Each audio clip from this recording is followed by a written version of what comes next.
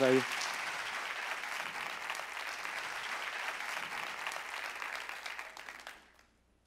Quando eu tinha 5 anos de idade, me perguntava o que eu queria ser quando crescesse.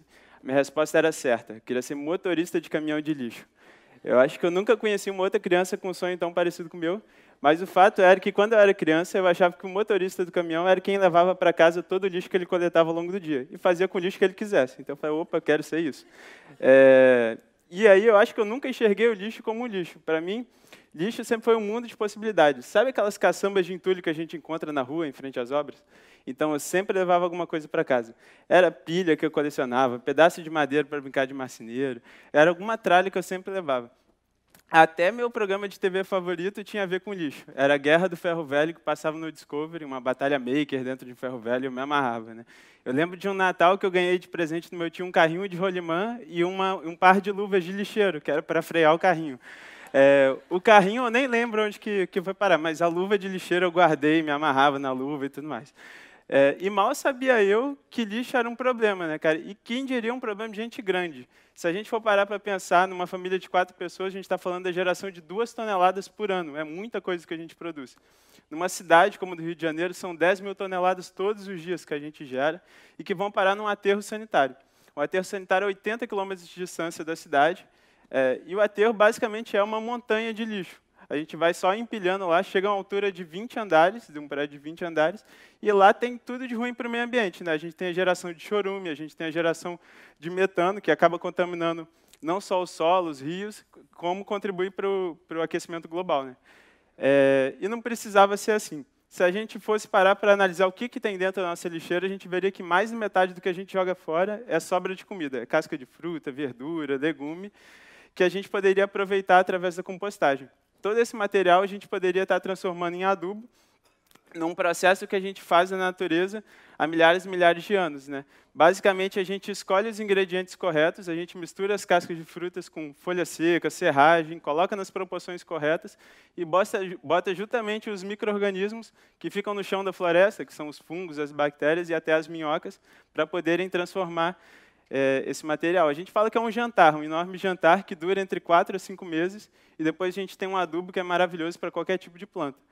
E quando eu conheci a compostagem, foi justamente quando eu fazia faculdade. Eu fiz engenharia ambiental no FRJ e pirei com a compostagem. Eu conheci num projeto de extensão que eu trabalhava, e eu comecei a separar em casa, no meu baldinho, o meu lixo orgânico, para levar de ônibus até o fundão. Então, basicamente, a gente separava, levava para o fundão para fazer pesquisa. E aí, um amigo meu me deu de presente um livro do professor Caio, da Embrapa. Cara, eu gostei tanto do livro que eu li 7 vezes o livro, e me amarrei, comecei a fazer compostagem todo dia. A gente começou a coletar do trailer da faculdade, depois um dia do bandejão, e aí eu comecei a estagiar numa empresa de compostagem de grande escala, que trabalhava com 25 toneladas todo dia. Eu ia para lá falando que era o paraíso da compostagem, aquelas montanhas de lixo orgânico, adubo, ia amarradão. E aí, nessa época, até minha namorada falava, Lucas, tu virou um nerd da compostagem, tu tá um chato, tu só fala disso, vai dormir falando disso, acorda falando disso. Levava ela para a faculdade para fazer compostagem também.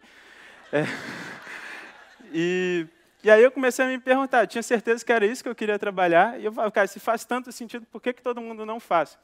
E as principais desculpas que eu escutava dos meus amigos eram, cara, eu moro em apartamento, não rola de criar minhoca em casa, bactérias. E eu começava a ver dentro de casa que estava fluindo super bem, porque o baldinho, meus pais, meu irmão só separavam ali dentro e eu que tinha o trabalho de levar e fazer compostagem. Aí eu falei, opa, eu acho que o baldinho tem oportunidade em mais casas, né? Eu acho que pode mudar a situação. E foi daí que surgiu o ciclo orgânico. Justamente com esses amigos, eu comecei a coletar de bicicleta os baldinhos dos amigos com resíduo orgânico, e comecei a devolver no final do mês um saquinho de 2 quilos de adubo, para cada um saber o que virou o lixo orgânico deles. Eu escrevi uma cartinha dizendo quanto que eu tinha coletado, as emissões evitadas, a quantidade de adubo produzido, e aí foi mal barato. Desses amigos foram só multiplicando, cada vez mais gente foi fechando o ciclo com a gente. E aí teve casos assim, de tudo. Teve caso de casal que dividia o baldinho, então o namorado levava para casa do namorado o lixo orgânico. Tinha caso de cliente que não conseguia viajar e levava o baldinho junto, porque não queria jogar fora. Teve caso de cliente nosso que ia na feira com o baldinho, preencher o baldinho para completar, porque já não enxergava mais o resíduo da feira como lixo, né, em si como recurso. Teve caso do Zeca, que é um dos primeiros clientes nossos, que ele fala que para ele fechar o ciclo é um ato político, né? Que ao invés de ele estar protestando, batendo panela, ele está protestando todo dia, enchendo o baldinho dele e fazendo ali o que ele gostaria de ver na cidade. A gente vê com uma cena dessa e a gente se pergunta, né, assim, cara, quem diria que ia ter tanta gente postando foto na rede social com a lixeira, né, em casa, assim, é uma baita transformação para a gente.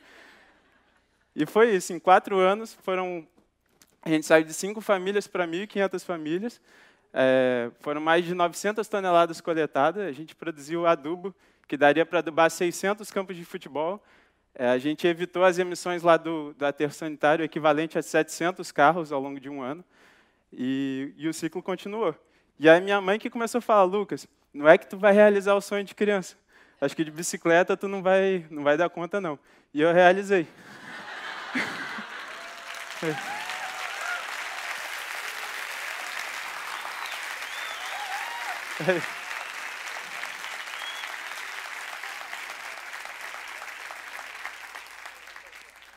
Quando estava chegando perto, eu falei, não, tem que tirar a carteira de motorista, que eu vou dirigir meu caminhão todo dia. A namorada virou esposa e ajudante de caminhão. E o que a gente descobriu é que o maior desafio que a gente tem nessa mudança não é a parte da compostagem. Compostagem é a parte fácil do processo. O desafio nosso que a gente tem realmente é mudar hábito, é mudar costume, é criar uma nova cultura, né? E por isso eu queria deixar o convite para a gente rever o que tem na nossa lixeira e começar a compostar a partir de hoje. Muito obrigado.